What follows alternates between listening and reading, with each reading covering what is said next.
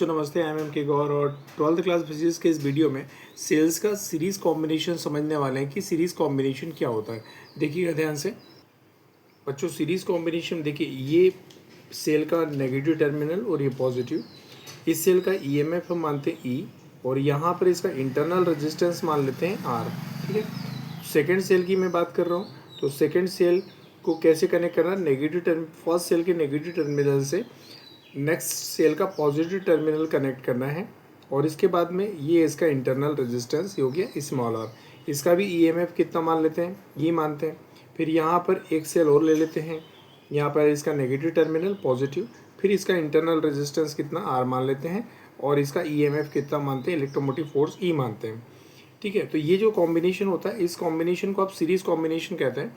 इस कॉम्बिनेशन के साथ मैं क्या कर रहा हूँ, एक एक्सटर्नल रेजिस्टेंस जोड़ रहा हूँ कैपिटल आर। देखिए ये है एक एक्सटर्नल रेजिस्टेंस कैपिटल आर, ये कनेक्ट किया आपने। और यहाँ पर आप क्या लगा दीजिए, स्विच लगा दीजिए। स्विच ऑन करने, ये स्विच लगा दिया आपने। और यहाँ पर क्या करिएगा, ये देखिए आप इस तरीके से कनेक्ट कर रहे हैं। इस कॉम्बिनेशन को सीरीज कॉम्बिनेशन कहते हैं। ठीक है, तो सीरीज कॉम्बिनेशन में क्या होता है कि जो फर्स्ट सेल है उसका नेगेटिव टर्मिनल नेक्स्ट सेल के पॉजिटिव टर्मिनल से, और नेक्स्ट सेल के नेगेटिव टर्मिनल को नेक्स्ट अगले सेल के पॉजिटिव टर्मिनल से कनेक्ट करते हैं, and other cells are connected so on. इस प्रकार से कनेक्ट करते जाते हैं। This combination is known as the series combination. Definition लिख रहा हूँ, देखिएगा। डेफिनेशन जो अभी मैंने बोली है वही मैं लिख के दिखा रहा हूँ। देखिए मैं लिखा, in this combination the negative terminal of the first cell is connected with the positive terminal of the second cell. ठीक है, in this combination the negative terminal of the first cell is connected with the positive terminal of the second cell. तो ये लिखा मैंने, in this combination the negative terminal of the first cell is connected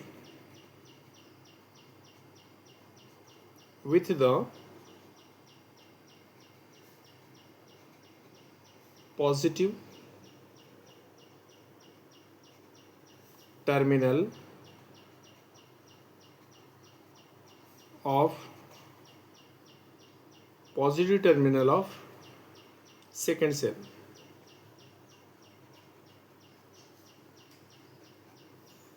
ठीक है, अब इसके बाद में the negative terminal of the second cell is connected with the positive terminal of the third cell.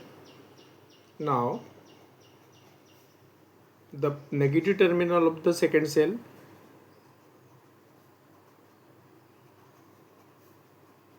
negative terminal of second cell. ठीक है, now the negative terminal of the second cell is connected with the positive terminal of the third cell. Clear हुआ सब? देखिए बच्चों, अब क्या करना है, सपोज करते हैं कि n cells are connected in, ये 3 सेल है लेकिन अपन n सेल मान लेते हैं। n की वैल्यू कुछ भी हो सकती है। 4 सेल आपको जोड़ना है तो n की वैल्यू 4 हो जाएगी। 5 सेल सीरीज में जोड़ना है तो n की वैल्यू 5 हो जाएगी।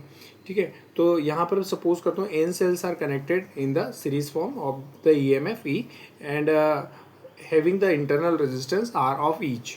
मतलब हर सेल का जो है इंटरनल रेजिस्टेंस आर मानेंगे और हर सेल का ईएमएफ कितना ई मानेंगे। तो n सेल इस तरीके से सीरीज फॉर्म में कनेक्ट करके किए गए हैं, और इस कॉम्बिनेशन के साथ एक एक्सटर्नल रेजिस्टेंस आर भी जोड़ा गया है। तो मैं यहाँ थ्योरी लिख के दिखा रहा हूँ। देखिए सेम एज इट इज जैसे मैंने अभी बोली है। Let there are n cells are connected in series form। तो बच्चों यहाँ लिखा, let there are n cells are connected in series form of the EMF E and having the internal resistance of R of each cell।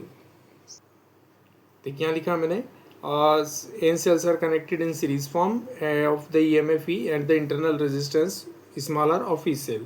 हर cell का जो internal resistance है वो कितना स्मॉल r है।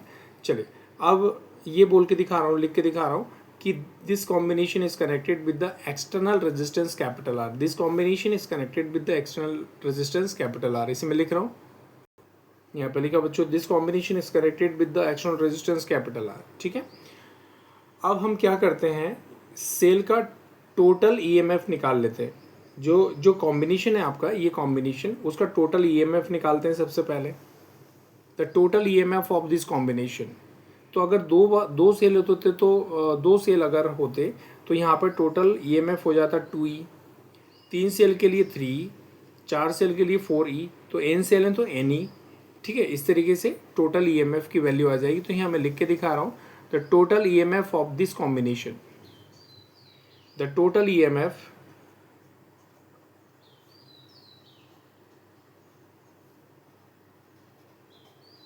the total EMF the total EMF of this combination of n cells, n cell के लिए total EMF की वैल्यू निकालते हैं। कैसे, यहाँ लिख लेते हैं equal to E plus E dot dot dot dot n times, क्या लिख रहे हैं, n टाइम्स हम इनको ऐड कर रहे हैं। तो टोटल ईएमएफ आ जाएगा आपके पास एन ई, टोटल ईएमएफ की वैल्यू हो जाएगी बच्चों एन और कैपिटल ई। ठीक है, ये टोटल ईएमएफ की वैल्यू आ गई। अब आप क्या करना चाहते हैं कि सर्किट का टोटल रेजिस्टेंस कैलकुलेट करोगे आप। ठीक है, ऐसा क्यों कर रहे हैं, क्योंकि जब आप इलेक्ट्रॉन का फ्लो इस साइड देखते हैं, negative terminal to positive terminal, electron जब इस साइड जाएंगे, देखिए आप ध्यान से, ठीक है, इलेक्ट्रॉनों का फ्लो क्या होगा, इस साइड होगा, तो करंट की डायरेक्शन किधर बनेगी, इधर बनेगी। ये करंट इस तरीके से positive terminal to negative terminal flow होगा। करंट की वैल्यू निकालना चाहते हैं इस कॉम्बिनेशन में, कि इस कॉम्बिनेशन में कर क्या रहे हैं। तो इस कॉम्बिनेशन में हम क्या करेंगे, टोटल करंट की वैल्यू, कितना करंट फ्लो हो रहा है इस कॉम्बिनेशन से इस एक्सटर्नल रेजिस्टेंस में, उसको कैलकुलेट करना। तो उसके लिए एक ही ऑप्शन है कि सर्किट का जितना भी ईएमएफ बनता है वो ईएमएफ ले लीजिए, ईएमएफ ले लीजिए, और उस ईएमएफ को जो है टोटल सर्किट के टोटल रेजिस्टेंस से डिवाइड करिए ओम्स लॉ के अकॉर्डिंग। ठीक है, देखिए मैं समझाता हूँ आपको। देखिए बच्चों, ओम्स लॉ से V बराबर क्या होता है, R इंटू आई। अगर करंट निकालना चाहते हो आप तो क्या करना पड़ेगा, V अपॉन R करना पड़ेगा। ये जो V है वो ईएमएफ है, टोटल ईएमएफ, तो यहाँ लिखेंगे टोटल ईएमएफ ऑफ कॉम्बिनेशन, और अपॉन में total resistance of circuit, total resistance of circuit. ठीक है, मतलब कॉम्बिनेशन से टोटल करंट कितना फ्लो रहा है उसको निकालने के लिए टोटल ईएमएफ निकालना पड़ेगा और टोटल रेजिस्टेंस निकालना पड़ेगा। तो भाई टोटल ईएमएफ तो निकाल चुके हैं एन ई, और टोटल रेजिस्टेंस अब कैलकुलेट करके दिखा रहा हूँ, देखिएगा। अब बच्चों ये जो रेजिस्टेंस है देखिए सीरीज में जुड़े हुए हैं, ये और ये है ना, ये सब सीरीज में जुड़े हुए हैं। तो एन सेलों का जो टोटल रेजिस्टेंस आएगा सीरीज कॉम्बिनेशन में, R plus R plus R plus R plus R plus dot dot n time, तो एन आर आ जाएगा, क्योंकि सीरीज कॉम्बिनेशन रेजिस्टेंस का फॉर्मूला होता है R equal to R one plus R two plus R three plus R four. ठीक है, तो यहाँ लिख रहा हूँ total resistance of this combination, यहाँ लिख रहा हूँ total resistance of n sales, are dash मान लेते हैं, या फिर एक काम करते हैं, फॉर्मूला लगाते हैं R equal to R one plus R two plus R three dot dot n times.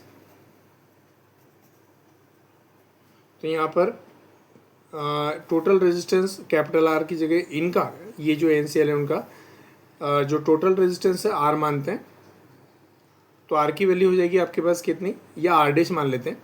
इस आर वन की वैल्यू आर है, आर टू की वैल्यू आर है, आर थ्री की वैल्यू आर है, और एन टाइम आपको जोड़ना है।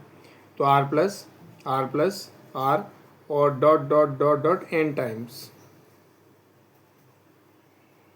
तो आर डैश की वैल्यू कितनी हो जाएगी बताइए, एन आर हो जाएगी। ये देखिए आप, ये तो एन सेलों का रेजिस्टेंस आया है टोटल। अब पूरे सर्किट का टोटल रेजिस्टेंस निकालने के लिए ये जो रेजिस्टेंस आया है सेलों का, उसमें इस रेजिस्टेंस को ऐड करना पड़ेगा, तो सर्किट का पूरा रेजिस्टेंस आ जाएगा। तो total resistance of this circuit, तो मैंने लिखा है यहाँ पर total resistance of this circuit n R plus R हो जाएगा। ठीक है, अब देखिए टोटल ईएमएफ की वैल्यू आ गई आपके पास एन ई, और टोटल रेजिस्टेंस आ गया एन आर प्लस आर। अगर आप कॉम्बिनेशन से कितना करंट फ्लो रहा वो निकालना चाहते हैं तो इस ईएमएफ को क्या करेंगे, इस टोटल रेजिस्टेंस से डिवाइड करना पड़ेगा। देखिए total current obtained from this combination I equal to V of total EMF by total resistance. Total resistance.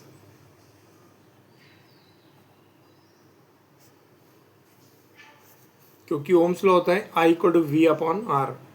We मतलब क्या होता है ईएमएफ, वी मतलब पोटेंशियल डिफरेंस होता है, लेकिन पोटेंशियल डिफरेंस अपन टर्मिनल वोल्टेज बोल सकते हैं सेलों का, या फिर ईएमएफ बोल सकते हैं। अभी यहाँ पर सेल से करंट आ रहा है तो यहाँ पर ईएमएफ बनेगा, तो ईएमएफ को टोटल रेजिस्टेंस से डिवाइड करेंगे तो करंट आ जाएगा। तो करंट की वैल्यू हो जाएगी बच्चों, देखिएगा यहाँ पर टोटल ईएमएफ एन ई ही है, एन ई ये रहा, ये देखिए, और टोटल रेजिस्टेंस की value n R plus R, तो यहाँ आ जाएगा एन आर और प्लस कैपिटल आर। ये फाइनल आंसर है। लेकिन इसमें दो केसेस लगाने वाले हैं। एक केस में क्या करेगा, इसको नेग्लिजिबल मानिए, सपोज करते हैं इनका जो इंटरनल रेजिस्टेंस टोटल नेग्लिजिबल है, ये ग्रेटर है और ये लेस है, तो इसको आप नेग्लिजिबल मानेंगे, ये हटा देंगे तो आर बचेगा, ठीक है, फिर करंट की वैल्यू हो जाएगी। एक कंडीशन में क्या करेंगे, इसको नेग्लिजिबल मान लीजिए, एन आर को बड़ा मान लीजिए, सपोज करते हैं सेलो का इंटरनल रेजिस्टेंस कैपिटल आर जो है वो काफ़ी बड़ा है, ये वाला, ठीक है, ये काफ़ी बड़ा है और ये बहुत छोटा है, तो इसको नेग्लिजिबल मानेंगे, तो N E upon N R, N से N cancel, E upon R बचेगा। तो दो केस ले रहा हूँ, केस फर्स्ट देखिए, देखिए जो लिखा है, if the internal resistance of n cells, ठीक है, n R is a greater than R, मतलब एक्सटर्नल रेजिस्टेंस की वैल्यू बहुत छोटी है, तो इसको नेग्लिजिबल मानेंगे। देन तब तो यहाँ पर ये इसको हटा देंगे तो N E upon N R बचेगा। अब यहाँ पे एन से एन कैंसिल हो जाएगा, तो आई इक्वल टू कितना बच्चा यहाँ पे, ई अपॉन आर। देखिए सेकेंड केस में क्या लिखा, R is a greater than n R, मतलब एन आर की वैल्यू छोटी मान लो और आर की वैल्यू ग्रेटर मान लीजिए, तो एन आर को नेग्लिजिबल मानेंगे, ठीक है। तो यहाँ पर टोटल करंट आ जाएगा, total current I equal to हो जाएगा, ऊपर था एन ई और अपान था एन आर प्लस आर। अब ये एन आर बड़ा है, इसको रहने दीजिए, एन आर नेग्लिजिबल है, इसको छोटा कर दीजिए, मतलब जीरो मान लीजिए, तो आई बराबर हो जाएगा आपके पास एन ई अपान आर, ठीक है बच्चों। तो ये सीरीज कॉम्बिनेशन की टोटल कंडीशन केसेस भी होगी और जो मेन डेरिवेशन था वो भी सॉल्व किया। अब मैं इसको क्या कर रहा हूँ, स्क्रॉल कर रहा हूँ, अपने नोट्स बना लीजिएगा।